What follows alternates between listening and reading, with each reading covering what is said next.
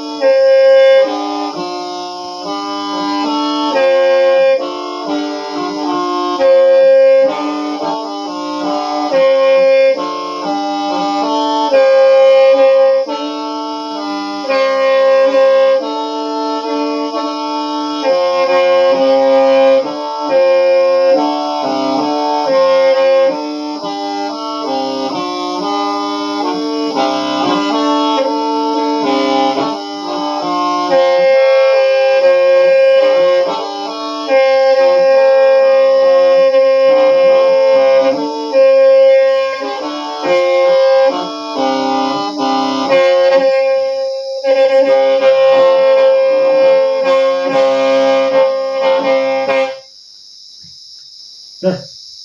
ตักตั้งดอเลยเนาะนะมุดช่วยเนาะตัวตกกำเนาะไม่เนาะช่วย